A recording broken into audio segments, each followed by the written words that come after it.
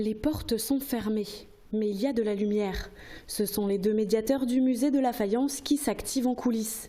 La structure est toujours fermée, mais cela n'empêche pas l'équipe des musées de Sarreguemines de préparer des ateliers inédits en vue de leur réouverture. Déjà parce qu'on espère bien pouvoir réouvrir, notamment au mois de janvier. Donc on se tient prêt, quelle que soit la date de la réouverture des musées. On travaille pour avoir une offre à proposer au public et pour pouvoir les accueillir le plus rapidement possible dès que ce sera possible.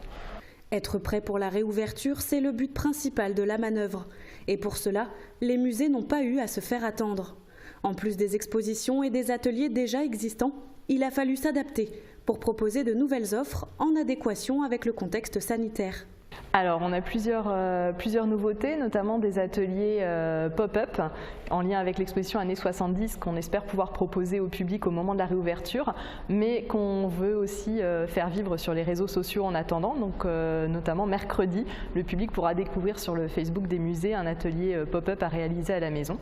Et en parallèle de cela, pour le public scolaire, on travaille sur des offres hors les murs, de façon à ce que les médiateurs puissent intervenir en classe, apporter des pièces de céramique dans les écoles pour parler aux élèves de la production de céramique d'hygiène à Sarreguemines, pour parler avec eux de l'hygiène, qui est un thème plutôt d'actualité.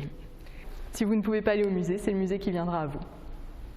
En plus de ces ateliers inédits, de nouvelles offres vont voir le jour, comme un programme spécialement dédié aux maternelles ou un atelier de fabrication d'assiettes pour les collèges et lycées. Les musées de Sarreguemines sont à pied d'œuvre en espérant pouvoir ouvrir leurs portes très bientôt. Et pour approfondir tout ça, nous accueillons Julie Kiffer, directrice des musées de Sarreguemines. Bonjour. Bonjour. Alors vous auriez dû rouvrir vos portes ce mardi 15 décembre. Finalement, elles restent closes encore quelques temps. Quel est votre sentiment face à tout ça ? On est impatient, on est vraiment impatient de pouvoir de nouveau accueillir des visiteurs dans nos murs, puisque c'est un petit peu le fondement de notre métier, d'échanger avec le public. Et en attendant, on s'active en coulisses pour préparer tout ça, pour vivre numériquement sur Internet, sur les réseaux sociaux, via toutes les activités qu'on met en place sur notre page Facebook, via la mise à jour et l'enrichissement de notre site Internet. Donc voilà, on fait tout pour malgré la fermeture. Et on l'a vu dans le reportage, le musée donc reste actif. Est-ce que ça a été difficile de s'adapter à tout ça ?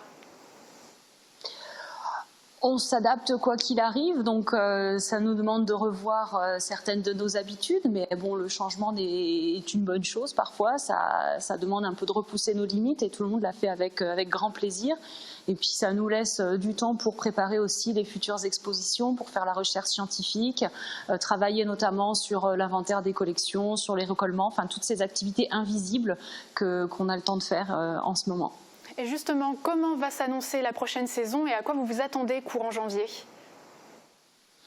Alors on espère pouvoir ouvrir les portes en janvier et puis là on vous prépare la saison avec les grands rendez-vous, remanier un petit peu.